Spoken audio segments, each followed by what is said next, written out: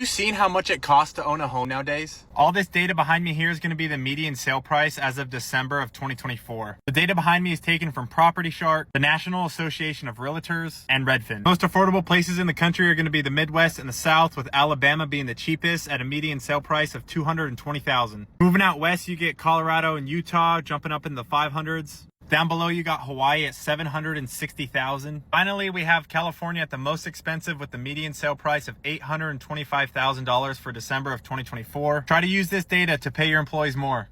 Hey everyone, welcome back to the channel. And if you're new here, consider subscribing and giving the video a like. Today we're going to look at the rising home pricing in North America and if the housing market is getting any better. The map this guy showed is interesting. It shows how Middle America and the South are the cheapest places to live, which probably has to do with factors like the lack of oceans and beaches, constant inclement weather, like natural disasters including things like hurricanes and tornadoes. The further west you go, the more expensive the housing gets. This might be because of the access to beaches and oceans, minimal natural disasters, and the good weather.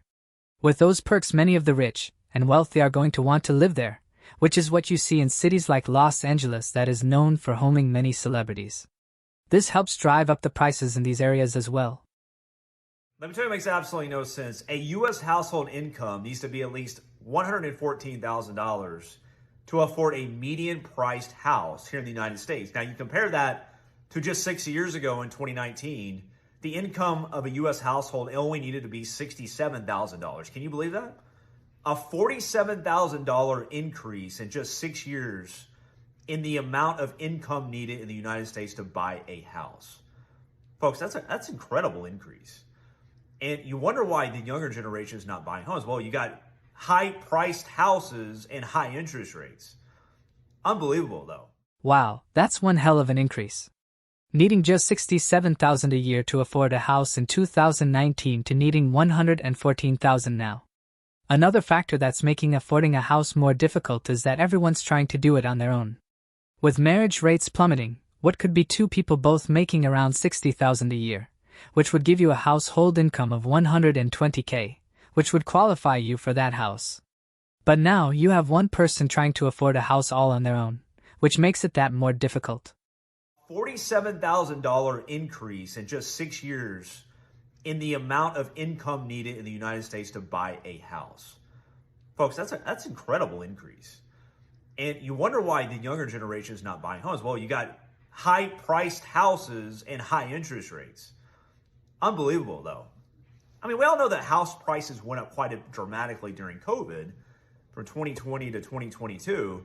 But just imagine, you need to make, a household needs to make over $114,000. That's wild. And so if you look at the biggest increase in the United States, I found this fascinating. In Los Angeles, you had the biggest increase in the United States. I'm not too surprised, I guess. But you need to make over $315,000 in Los Angeles to afford a house, a median-priced house in the United States. Now, number two was Boston. You need to make $232,000, which was an 81% increase versus 2019. And then back to California again, San Diego is number three. You need to make at least $258K to afford a median-priced house in the year 2025. That was a 73% increase versus 2019. Wow, those are the biggest increases in the United States. So there was encouraging news at the end of this article, though, and the fact that it stated that actual inventory is at its best level since 2020. And then also there's been some decreases. 18% of listings have had active price decreases just a month ago. I guess this is positive news, but not really. There's more inventory because everyone has been priced out, so no one's buying. And the houses are decreasing in price because the sellers, Wall Street investors, and LLCs are all losing money every month their houses sit on the market. So as of right now, it's really a game of chicken. Who gets the most desperate to make a deal first, the buyers or the sellers? We shall see. So the prices are coming down slightly, which is good news. I mean, something's got to give. You got high prices, you got high interest rates. At least if the price comes down, maybe you'll be able to afford the house and you can refinance when the interest rates come down. But I was just blown away by the whole article about the price, the amount of money you had to make in the United States to afford a house. I was blown away by that.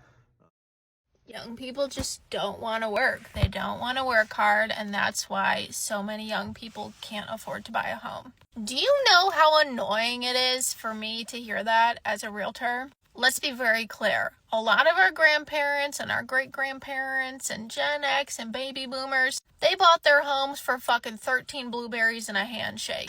I was doing some research for a video I'm posting later, and somebody bought 80 acres of land in the mid 1800s for fucking $100. That's like unfathomable to me. The average home in America today is going to cost you around $400,000.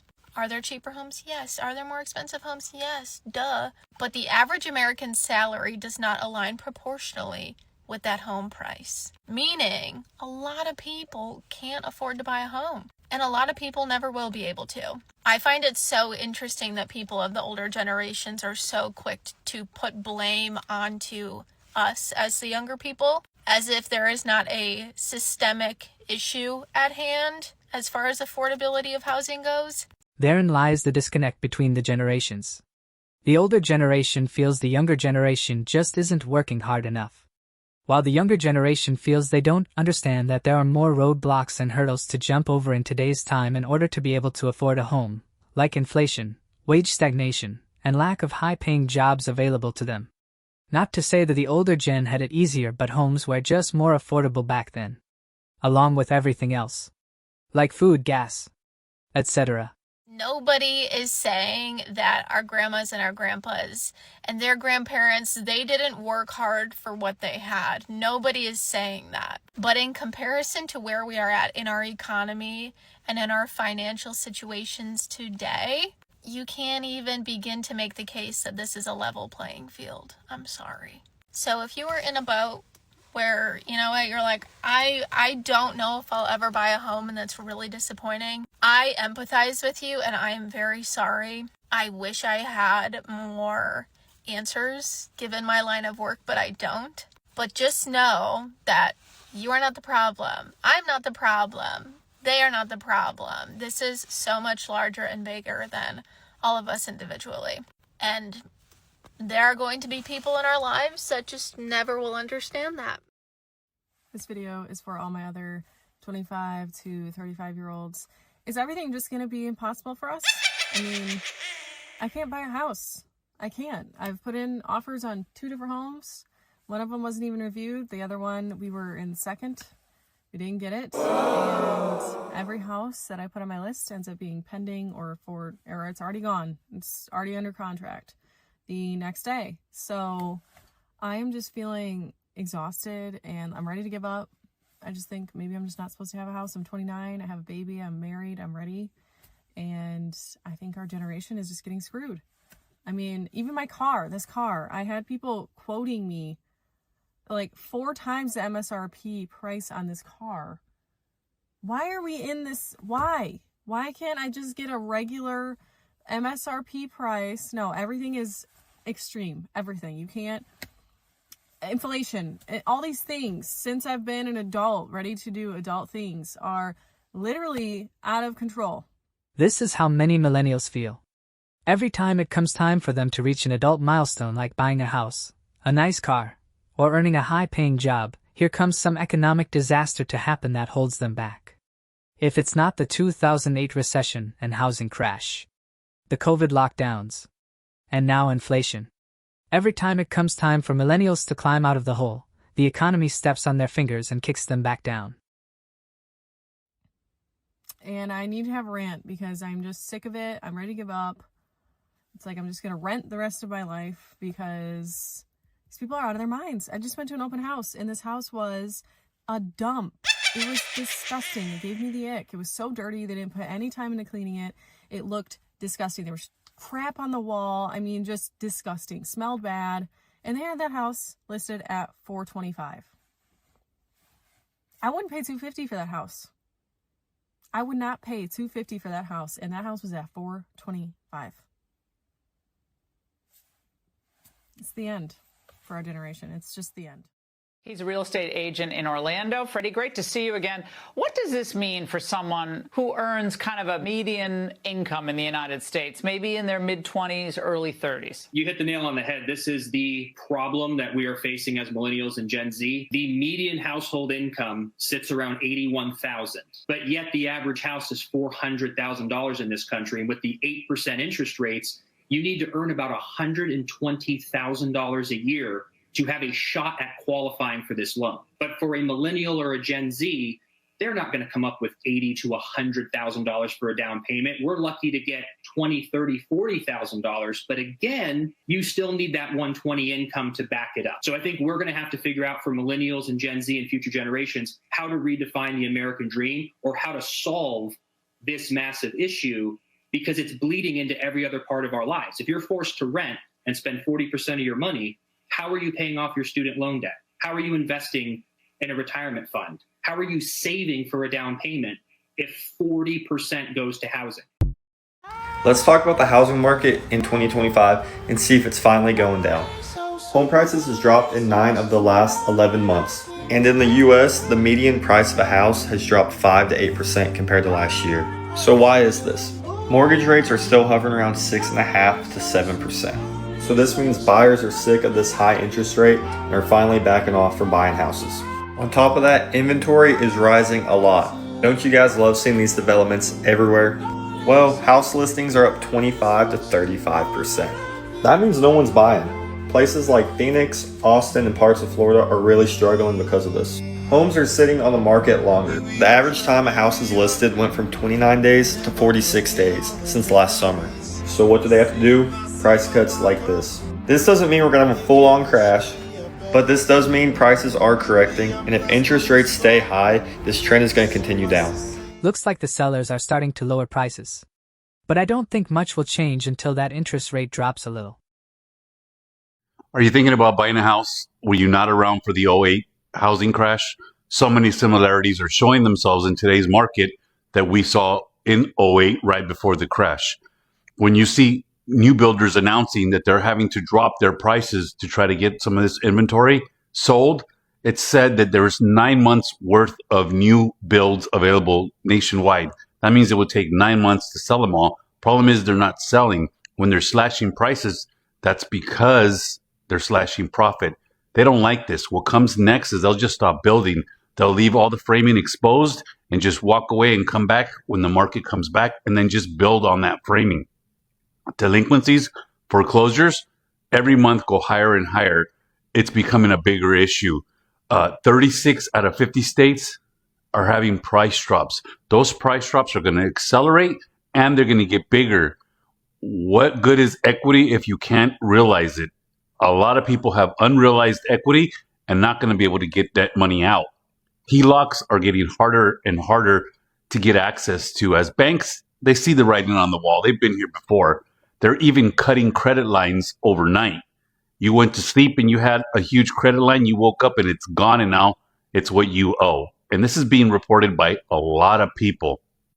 FHA just announced that they're trying to target people with a 500 FICO to sell them a house, saying we could use your rent history on your apartment to help you get into these houses. Trapping people at today's market prices is all they're doing. You know what the ugliest feeling was when the crash happened and it actually showed its face? People next door were buying houses for a couple $100,000 cheaper than the people who bought at the height of the market. So you know what that does? They're paying a lot less to be in that neighborhood than you. And what ends up happening is there's so much regret. People end up walking away. The housing crash in '08, it lasted 10 years. It wasn't just here and gone. It took years to get to the bottom and find and dig its way back out. It was a 10 to 12 year process. We're barely starting. Yeah, don't buy a house right now. If I hear one more person ask why millennials aren't buying houses, let me tell you why millennials aren't buying houses. Because me and my fiance qualify to rent a house where the rent is $2,000 a month. We pay $2,000 a month consistently, on time, without fail. But a bank will tell us that we don't qualify to buy a house, that the mortgage is $1,500. And then a country that is trillions of dollars in debt will have the nerve to tell me that my credit score isn't good enough to buy said house. Not to mention that same house that our parents or grandparents paid $180,000 to $200,000 for. Yeah, that's now a $400,000 to $500,000 house. This is the result of inflation. Prices going up just because they can. No improvements, no updates made. But the prices still get increased. Is it price gouging? I don't know.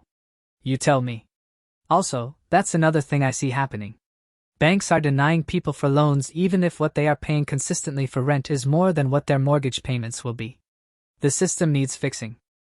And in a world where it's impossible to save money because we literally have to use every dime of every paycheck that we make currently in our current living situation just to survive, no one has $50,000 to put down on a house. So in a world where we would love to own a home with a $1,500 mortgage, we're forced to rent a house for $2,000 because, again, a bank's going to tell me I can't afford the $1,500 mortgage. Make it fucking make sense. So my husband and I are trying to buy a house. And it's impossible. I know that this is like not a wild concept to people, that the real estate market is crazy, but it's not even crazy, it's impossible. We are going to see a house tomorrow that has been on the market since this morning. Okay, we couldn't get in to go see it today. It's probably listed under market value, which, whatever. Our realtor just texted us and said it's going to have 20 plus offers. We're going to see it at 10:15 tomorrow morning. There's already guaranteed 20 plus offers. Within 24 hours, it will have probably 25 to 30 offers. And then if we have to make one tomorrow, we have to literally pull a number out of thin air and offer that and hope that we win. The last time that we made an offer on a house, we were the highest bidding offer, well over asking price, and lost to a cash offer, $15,000 less than our offer. Aww. This is another aspect of the housing market. For some of these more popular areas there can and will be bidding wars, where it's not always a fair fight. As she said about the latest offer she missed out on, she had the highest offer, but still lost out on it due to an all-cash offer, which was more than likely an investor or some LLC looking to use it as a rental and put in on Airbnb, which is yet another aspect of why the housing market is in shambles. All the investors buying up the houses and adding wooden floors and stainless steel appliances, then labeling it as luxury, and using that as a reason to jack the price up $200,000, pricing out many blue-collar Americans. We're all seeing American greed in real time. So, just like most Americans, I want to own a home, right? But the thing about it is, the idea of owning a home is definitely an old, outdated idea. Let me jump into this. So what are they saying, right? The average price of a home right now is about, $400 and something thousand, right? And the average interest rate is like 6%, which means that would make your mortgage about $3,000 a month if you put 5% down. And that would include PMI. PMI is just pretty much a mortgage insurance just in case you default on your loan. But think about it. Can the average American, single person, afford $3,000 a month for their mortgage, right? Can they? Of course they can. Of course they can. Because before Corona, yes, before the virus, before whatever you want to call it, that house would be about $250,000. But because we had a influx of people bidding over certain prices, raising the price up in all markets all over America, now the price finally stabilized at somewhere that majority of Americans can't afford. Now, I live in New York City, Brooklyn, New York, primarily, right?